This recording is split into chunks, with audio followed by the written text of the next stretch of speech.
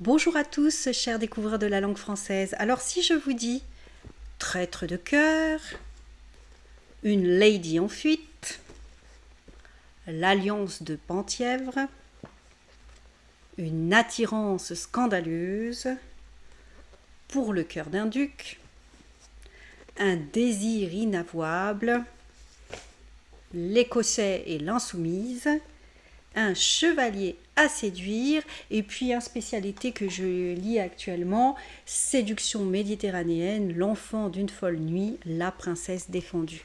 Vous avez donc deviné qu'aujourd'hui on va parler de romance, et vous avez sans doute deviné que j'apprécie personnellement la romance historique.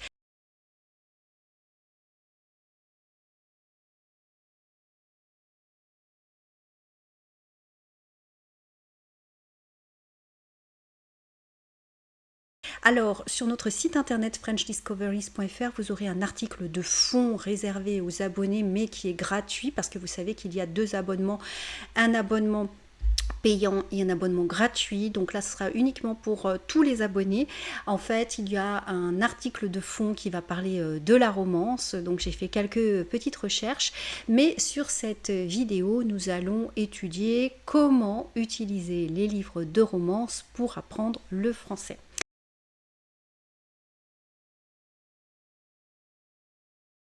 Alors je vais quand même parler un peu de ce genre, qui est un genre décrié, bien que ce soit un genre très intéressant. Et surtout, sachez que Harlequin en France vend environ 5 millions de livres.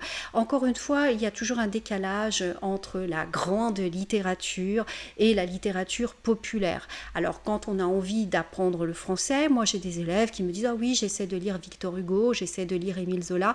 Je suis une très grande fan d'Émile Zola et je suis toujours très contente quand les gens disent « J'essaie de lire les Rougon-Macquart ».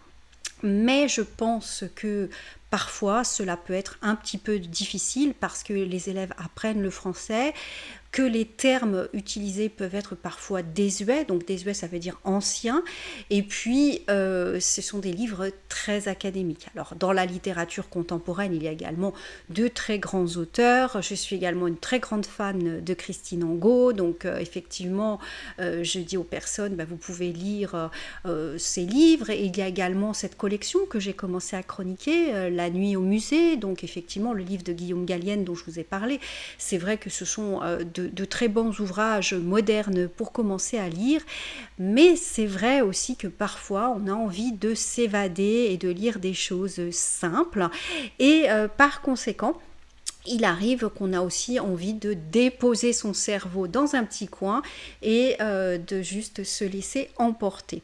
Eh bien, c'est donc tout simplement l'objectif de la romance, donc les livres de romans d'amour, nous emporter loin, mais je pense que ces livres souffrent d'une mauvaise réputation. On dit que c'est un sous-genre, que ce n'est pas de la littérature. D'ailleurs, il y a l'expression française à l'eau de rose, qui est une expression péjorative pour parler,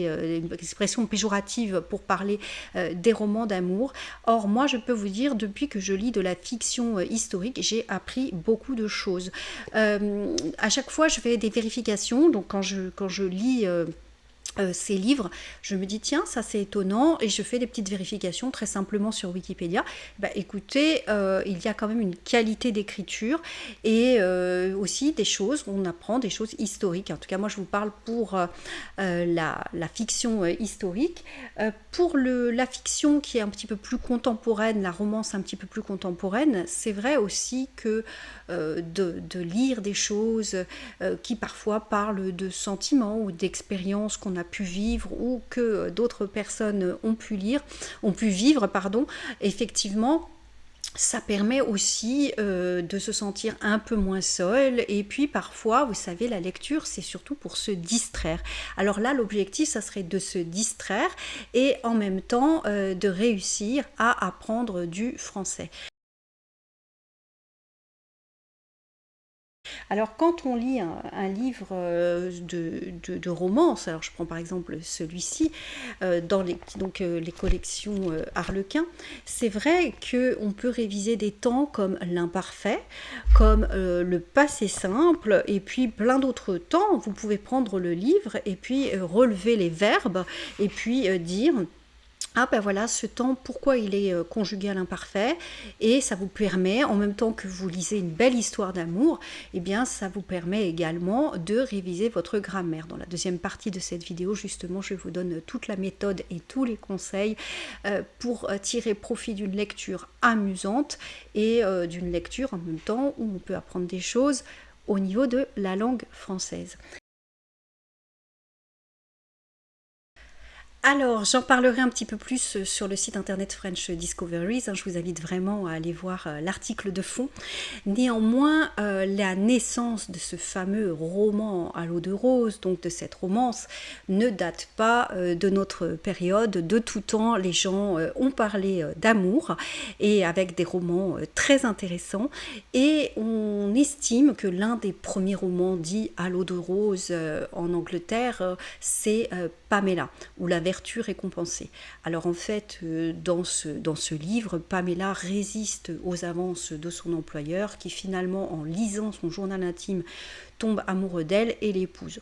De nos jours, avec les avancées féministes, en relisant ce livre, on ne pourrait qu'être choqué et considérer que c'est absolument pas romantique, mais il faut savoir que les codes de l'époque étaient très différents.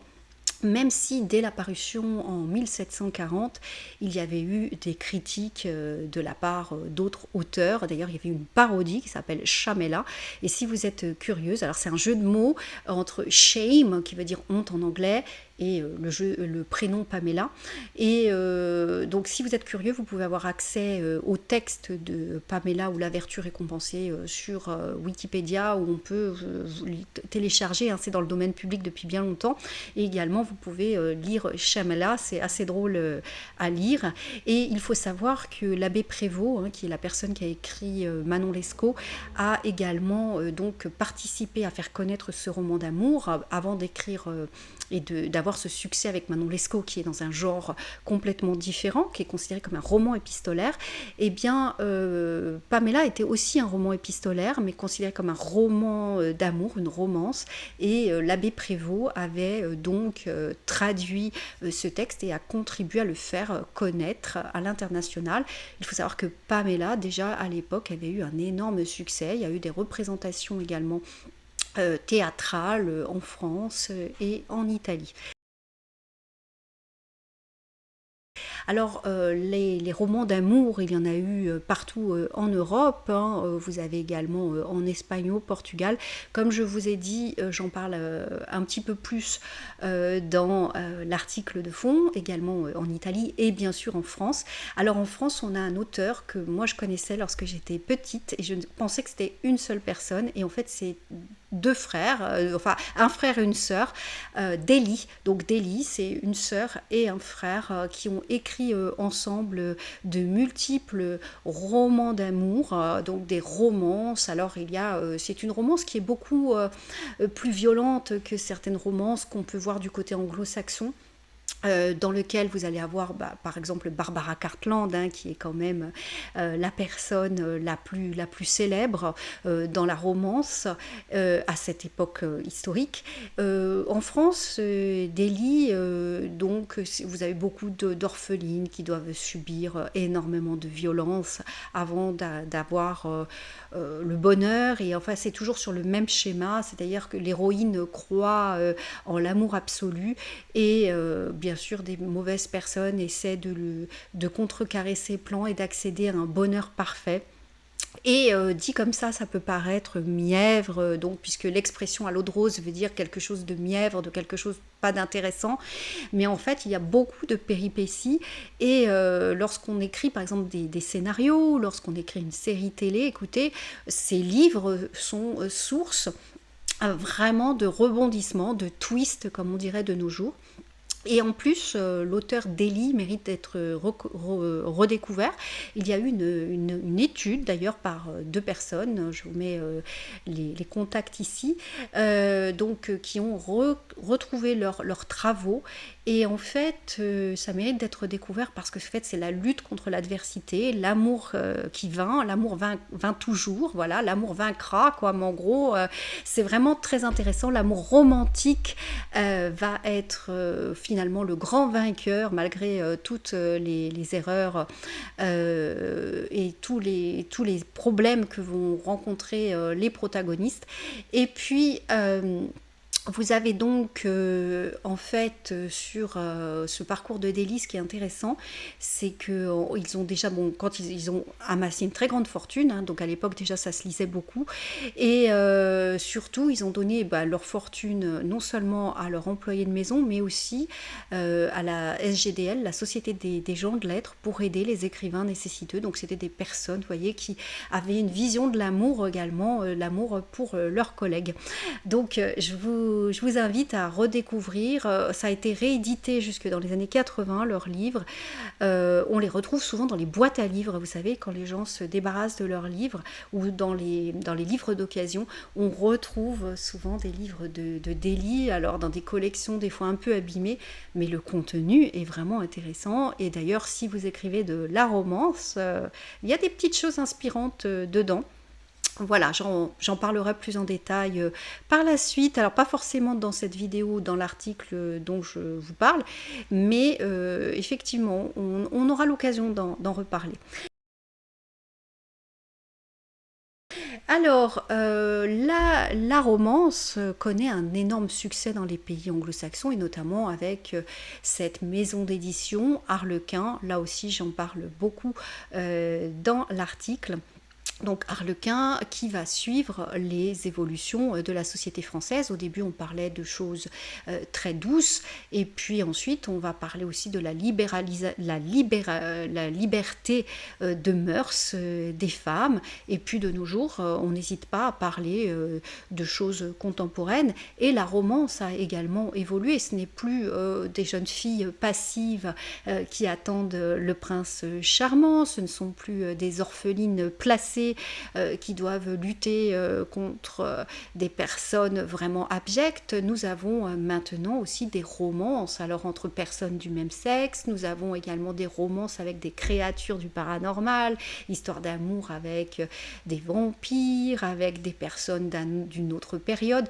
Et la romance est un genre qui comporte beaucoup de sous-genres, et les lecteurs de romance ont tous leurs préférences. Alors je vous dis ça, vous voyez, par exemple moi, j'adore la fiction historique. À l'origine, j'aime les livres d'histoire. Et donc, c'est un peu logique que j'apprécie la fiction romantique historique. Souvent, ce qu'on aime en littérature générale, on va le transposer en romance. Et puis, parfois, on a envie aussi d'être curieux. Et c'est quelque chose qui est très décrié, alors qu'en fait, ça plaît aux gens, c'est populaire. Et je pense qu'il faudrait arrêter de décrier des choses qui plaisent aux personnes. On dit toujours les gens ne lisent pas, mais en fait, les gens ne lisent peut-être pas ce que on aimerait qu'ils lisent. Vous avez le succès des livres de Freda McFadden, qui est un auteur très intéressant. Ses histoires sont captivantes, et certaines personnes considèrent ça de manière un petit peu péjorative, comme si avoir du succès c'était quelque chose de négatif. Non, si ça plaît, si ça rencontre un public, c'est tout à fait honorable et ça doit être respecté. Alors, je sais qu'à Lyon, il va y avoir un endroit, une boutique complètement dédiée à acheter des livres de romance, et je pense que c'est aussi un secteur de marché très intéressant, puisque il faut vendre aussi ce qui intéresse les personnes. Et c'est aussi pour ça que j'ai eu l'idée de faire cette vidéo. Je me suis dit, il y a beaucoup de mes élèves qui lisent de la romance.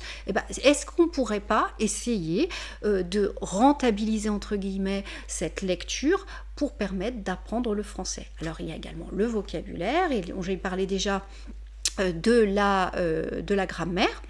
Mais il y a également un vocabulaire, alors qu'il y a un vocabulaire sentimental, mais pour se faire des amis ou lorsqu'on rencontre quelqu'un et qu'on vit une histoire d'amour, c'est un vocabulaire extrêmement utile, un vocabulaire également émotionnel.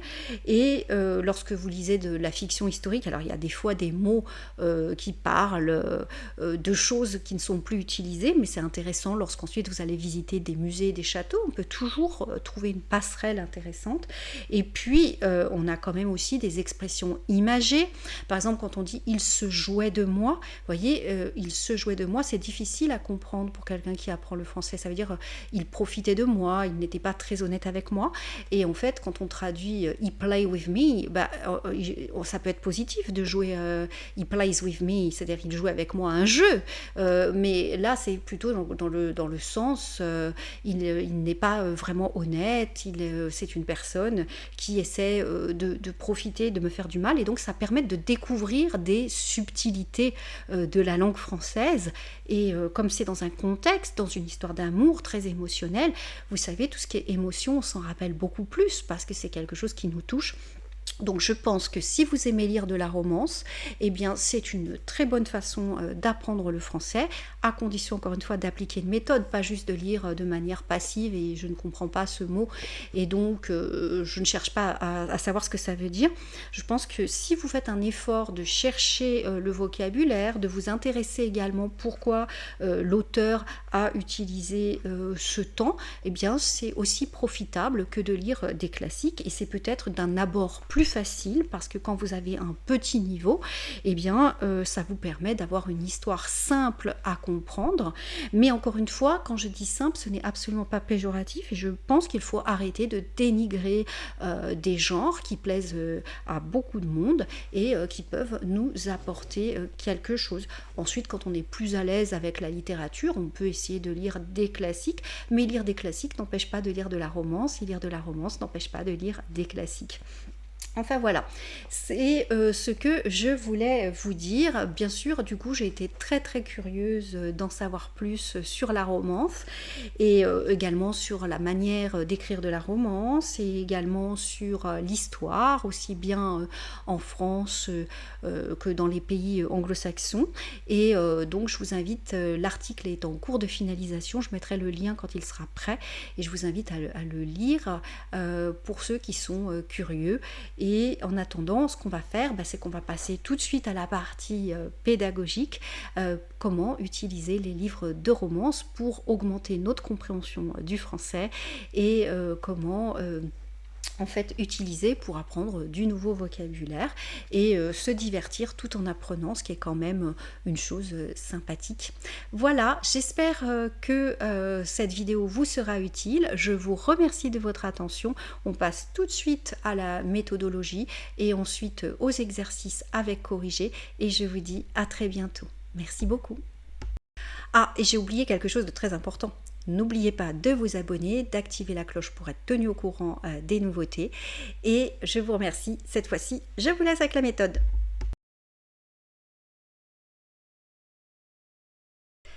Quand vous lisez un roman pour apprendre une langue, soyez conscient que vous allez découvrir des expressions en contexte. Donc il ne faut pas faire une traduction littérale. Vous risquez de ne pas comprendre le véritable sens. En effet, nous avons tous, lorsque nous lisons et que nous cherchons des traductions, nous allons parfois nous confronter à des explications qui nous paraissent pas logique. Dans ces cas-là, eh bien tout simplement cela veut dire qu'il faut chercher un autre sens puisque parfois en contexte les choses changent de signification. Donc voilà pourquoi je dis qu'il ne faut pas faire une traduction littérale. C'est très important d'avoir un dictionnaire pour traduire le vocabulaire, mais si vous avez un doute et si la traduction semble incohérente, c'est sans doute que vous êtes face à une expression idiomatique, à un sens figuré, à une expression dans un contexte spécifique qui va vous obliger à faire des recherches. Alors vous pouvez, si vous êtes seul sur Internet, taper l'expression inconnue et vous mettez un petit plus ou alors vous mettez avec signification, le mot-clé signification, ou vous mettez tout simplement l'expression et signification. Vous pouvez aussi, et c'est ce que je vous conseille, demander à votre entourage, si vous avez des personnes qui sont d'un niveau supérieur en français à vous et qui peuvent vraiment répondre à vos questions. Demandez également aux natifs, si vous avez la chance d'en côtoyer, sur des forums ou dans la vraie vie. Donc, amis, collègues, petits amis, n'hésitez pas à poser vos questions afin de progresser. Comment choisir la romance pour débuter? Alors choisissez déjà le genre de romance que vous aimez lire. Ne commencez pas avec un livre trop long. Préférez un format de poche car c'est un livre peu onéreux. Vous pourrez souligner le nouveau vocabulaire, les conjugaisons ou les constructions de phrases qui auront retenu votre attention. Parce que d'expérience, je vais vous conseiller de prendre un cahier d'études, mais parfois vous allez emmener votre livre dans votre sac à main par exemple, ou pour le lire au parc, et donc vous avez peut-être juste un crayon ou un stylo, et vous n'aurez pas forcément avec vous tout le nécessaire, et on est tenté parfois de souligner, de corner des pages, et lorsque c'est un livre qui coûte cher, on hésite, tandis que quand c'est un livre de poche, il faut savoir que ce n'est pas cher du tout, donc on est plus à l'aise. Donc préférez un format de poche, en plus si vous le perdez, c'est moins grave, c'est un livre pour étudier la langue. Vous choisissez vraiment quelque chose qui vous intéresse parce qu'on mémorise davantage les choses qui suscitent des émotions. Alors là on parle de la romance, donc il y a effectivement des émotions dans les récits, mais quand même prenez parmi les romances un genre qui vous intéresse, comme moi si vous aimez la romance historique, prenez des choses de romance historique, vous avez plus de chances de retenir parce que c'est quelque chose qui va vous intéresser. Vous aurez en plus envie d'en parler et donc ça va vous aider à communiquer et à faire des phrases déjà dans un premier temps dans votre tête. De plus, en choisissant un objectif réalisable et pas trop difficile, vous allez augmenter votre confiance en vous et vous pourrez par la suite choisir un livre plus compliqué et plus long. Il faut se dire que si vous lisez un petit livre de poche, au début ce sera difficile, peut-être que vous allez chercher chaque mot, mais après lorsque vous aurez fini ce petit livre, eh bien vous serez fier de vous et vous aurez envie de lire un livre un peu plus compliqué, un peu plus difficile, peut-être même un classique. Donc voyez en fait ce livre un petit peu comme la technique des petits pas, on apprend petit à petit.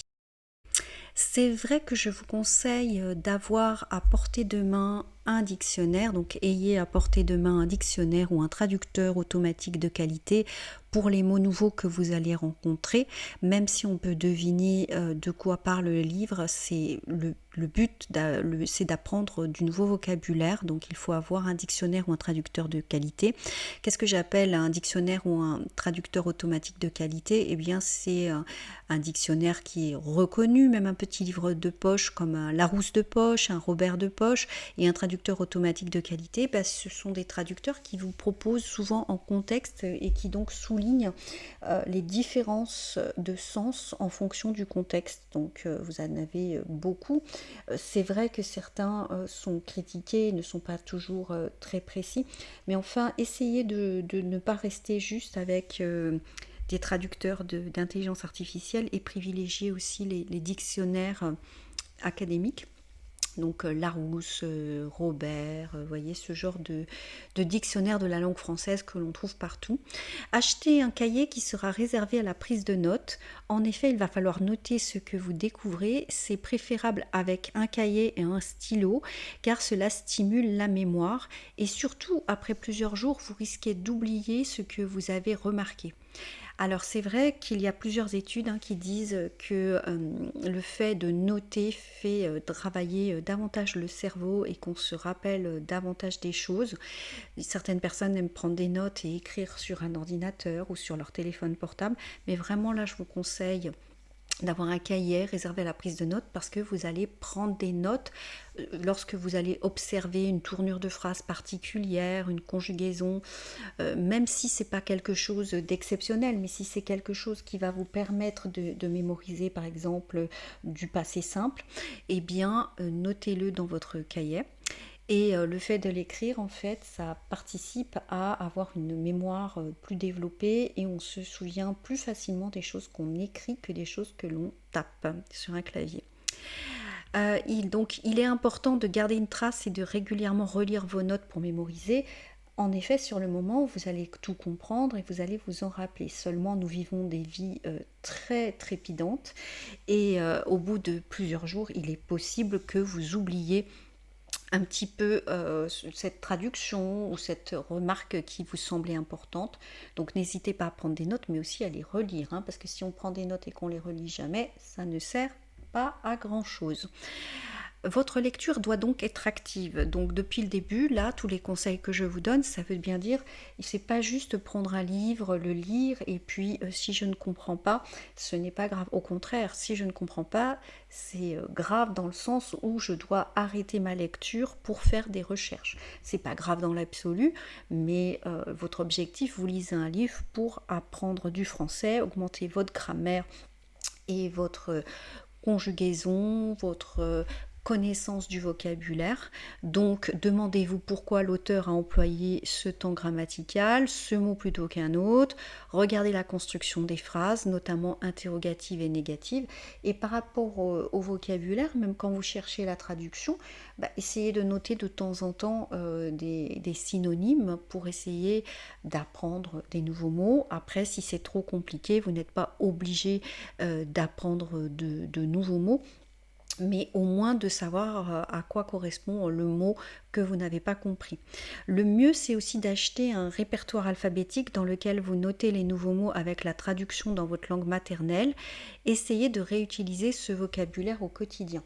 Je sais que ce n'est pas toujours facile parce qu'il y a des fois du vocabulaire qui n'est pas utile dans votre vie de tous les jours, mais notamment pour tout ce qui va être émotion, sentiment, joie, je pense qu'il y a des situations sociales assez fréquentes où on peut essayer de réutiliser ce vocabulaire qu'on va voir dans les livres de romance qui sont des livres très émotionnels. Donc on a toujours, peut-être pas tout, mais on peut avoir une partie en tout cas que l'on va pouvoir réutiliser et c'est le but de notre lecture, c'est de lire pour en fait acquérir de nouvelles connaissances linguistiques et ensuite de les tester lorsque l'on va parler avec d'autres personnes.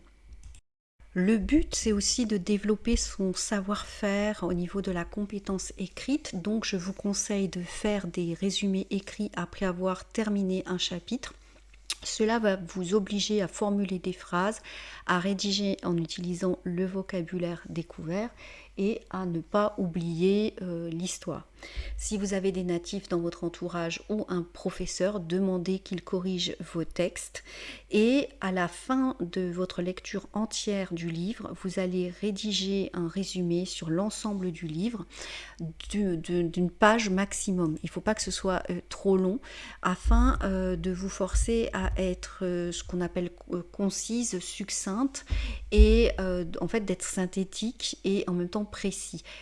Imaginez que vous racontez cette histoire à un ami en ayant envie qu'il lise ce livre à son tour. Donc c'est un excellent exercice d'écriture et là ça vous fait travailler aussi votre compétence écrite. Si vous lisez régulièrement dans une langue originale, donc la langue que vous voulez apprendre, vous aurez probablement les bénéfices suivants: enrichissement de votre vocabulaire, amélioration de la grammaire, meilleure compréhension de celle-ci, découverte et compréhension de la culture, de l'histoire, acquisition de futurs sujets de discussion. En effet, le but c'est aussi d'être capable ensuite de partager vos goûts, de dire ce que vous aimez et d'interroger également les gens de votre entourage sur ce qu'ils aiment lire. Mais alors là j'ai pris l'exemple des livres, mais on pourrait également prendre un exemple sur les films ou les séries qu'ils aiment regarder. Et l'application pratique à viser ensuite, c'est la conversation avec les autres, partager vos lectures avec les gens en parlant français, poser des questions sur les leurs, exprimer votre avis. Donc certaines personnes lisent des choses, intéressez-vous à leur lecture, vous risquez de découvrir des titres et des histoires intéressantes. Et surtout, le but, c'est que ça la crée une situation de communication. Et si vous préparez un examen, ça va vous forcer en fait à rédiger, à préparer des paragraphes, à structurer vos phrases. Et encore une fois, comme je vous le dis, hein, si vous avez la chance d'être en France au moment où vous apprenez le français, n'hésitez pas à demander aux natifs de vous corriger. Il faut le demander parce que d'eux-mêmes, ils ne vont pas forcément penser à le faire. Donc prendre le prétexte d'une lecture, surtout si vous avez une amie aussi qui aime lire des romances, bah écoutez, c'est parfait. Déjà, vous avez un point commun et en plus, vous partagez votre goût pour ce genre de lecture. À présent, nous allons voir des exercices de conjugaison avec des romances. Alors, les exercices sont basés sur les quatrièmes de couverture de 2 romans.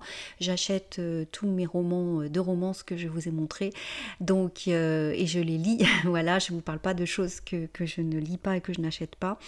Donc, les exercices sont basés sur des quatrièmes de couverture de livres que j'ai achetés personnellement. Il y aura plus d'exercices sur le site internet French Discoveries pour les abonnés du site, les abonnés payants qui ont le challenge conjugaison mensuel. En attendant ici, vous allez avoir donc 2 exercices avec corrigé. Donc j'utilise les quatrièmes de couverture au titre de la citation et en tant que support authentique pédagogique. Il n'y a pas de partenariat commercial. Et le but, c'est que vous allez avoir un texte à trous avec entre parenthèses le verbe à l'infinitif avec le temps souhaité. Mettez sur pause et essayez de faire la conjugaison. Et ensuite consulter seulement le corrigé. Le but, c'est aussi de prendre votre temps pour vraiment essayer de jouer le jeu et de faire la conjugaison. Je commence donc par lire l'exercice. Vous voyez qu'en jaune, il y a donc l'ensemble des indications. Donc, voyez, laisser au passé composé, vouloir au présent, se travestir au futur, fuir au futur, pourchasser au futur, faire au futur, être au présent, prendre au présent et donner au conditionnel. Donc ici, c'est la quatrième de couverture qui est issue d'Une Lady en fuite d'Anna Lyra chez Harlequin, dans la collection Victoria. J'ai beaucoup aimé ce livre. Donc voilà, vous avez un petit exercice de conjugaison à compléter. Attendez avant de voir le corriger, vraiment jouer le jeu. Voici donc le corrigé. Je vous invite à mettre sur pause pour bien regarder la conjugaison et aussi regarder en rose, nous avons ce qui s'appelle des expressions ou des tournures idiomatiques. Vous les retrouverez un peu plus loin regardez les chapitres et dans lequel on va expliquer ce que ça veut dire. En attendant, je vais vous lire le corrigé. Éléanore n'a jamais laissé personne lui dicter sa conduite, ni son père, ni son frère, ni les convenances de la bonne société. On veut la forcer à épouser un noble libidineux et violent ? Eh bien, qu'à cela ne tienne. Elle se travestira en homme, fuira sur les mers et pourchassera l'aventure, laissant derrière elle une traînée de scandales qui feront s'évanouir les aristocrates au bal. Son plan est infaillible à un détail près. Charles Alton envoyé à sa poursuite. Il prend sa mission très à cœur et Éléanore peine à garder sa longueur d'avance, d'autant plus que le charme indéniable du jeune homme lui donnerait presque envie de se laisser attraper. Donc voilà, vous avez ici le corrigé avec les verbes qui ont donc été conjugués au temps demandé et vous avez en rose des expressions idiomatiques qui seront expliquées plus loin dans la vidéo. Utilisez les chapitres pour aller sur la partie expression idiomatique si vous voulez avoir tout de suite l'explication. Sinon, on passe au deuxième exercice et au corrigé. Alors là, c'est exactement la même technique. Donc vous voyez qu'il y a donc un texte, donc croire à l'imparfait, accepter au passé composé et être au présent. Et en rose, vous avez également des expressions. Alors ici, il s'agit de l'Alliance de Pontièvre, qui est donc un livre que j'ai aussi acheté et que j'ai commencé à lire. D'ailleurs, vous voyez mon marque-page. Alors, désolée si vous avez entendu le bruit des sirènes. J'habite dans un endroit où il y a énormément de passages de pompiers. Donc, nous continuons. Voici le corrigé. Donc, le corrigé numéro 2, Bretagne 1363. Donc, vous voyez ici que nous sommes donc dans quelque chose qui est au XIVe siècle. Courageuse, audacieuse, Pénélope est prête à tout affronter pour assouvir sa quête de vengeance. Après tout, elle est la protégée de Jeanne de Penthièvre, une alliée de poids en ces temps troublés. Rien ne peut l'atteindre. Du moins, c'est ce qu'elle croyait, jusqu'à être trahie de la plus ignoble des façons. Sa bienfaitrice a accepté de la livrer en pâture à l'ennemi, d'accorder sa main à un Anglais froid et cruel afin de sceller un accord hautement politique entre l'Angleterre et la Bretagne. Pénélope est prise au piège. Alors là, le résumé étant un peu plus long, vous voyez, j'ai mis 3 petits points de suspension entre parenthèses parce que on ne peut pas le lire complètement, étant donné que le résumé est beaucoup plus long. Et là, je trouve que déjà, on a pas mal déjà de verbes et on a déjà aussi pas mal d'expressions. Justement, voici maintenant la partie pour les expressions idiomatiques expliquées. Alors, la première expression idiomatique qui est expliquée, donc lui dicter sa conduite, ça veut dire lui imposer comment se comporter. Qu'à cela ne tienne signifie cela n'a pas d'importance. Une traînée de scandales, ça veut dire beaucoup de scandales. Très à cœur, ça veut dire prendre quelque chose très au sérieux de manière personnelle. Garder sa longueur d'avance. Alors ici, dans le cadre du roman Une lady en fuite, ça veut dire être en avance par rapport aux autres. Donc en fait, la jeune fille ayant décidé de s'enfuir, elle a une avance kilométrique. Une alliée de poids, c'est une alliée puissante. Donc c'est quelqu'un qui a du pouvoir. Rien ne peut l'atteindre, elle ne peut pas être blessée émotionnellement. Et être livré en pâture, ça veut dire être livré à un ennemi par un allié qui vous abandonne à un triste sort d'humiliation, de destruction qui peut être psychologique ou physique. Donc c'est vraiment une expression qui va témoigner d'un grand désespoir. Et on va terminer avec accorder sa main. Donc ça se dit d'un parent qui accepte le mariage de sa fille. Sceller un accord, signer un contrat qui officialise l'accord entre les deux parties. Alors c'est vrai qu'on va retrouver ça souvent dans les romances parce qu'il y a les mariages sont des mariages des fois arrangés, donc il y a des contrats. Être pris au piège, à la manière d'un animal coincé dans un piège mécanique, la personne ne voit pas d'issue à sa situation, elle se sent bloquée, elle ne sait pas comment régler son problème car les événements extérieurs sont contre elle.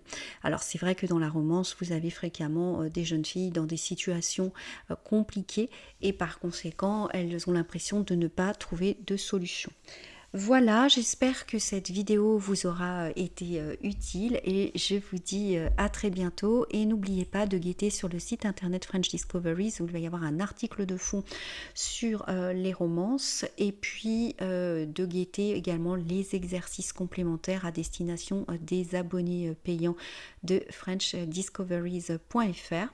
Je vous remercie, n'oubliez pas de vous abonner et d'activer la cloche pour avoir des notifications et merci beaucoup aussi de laisser un like si vous avez aimé cette vidéo et ces exercices. Merci.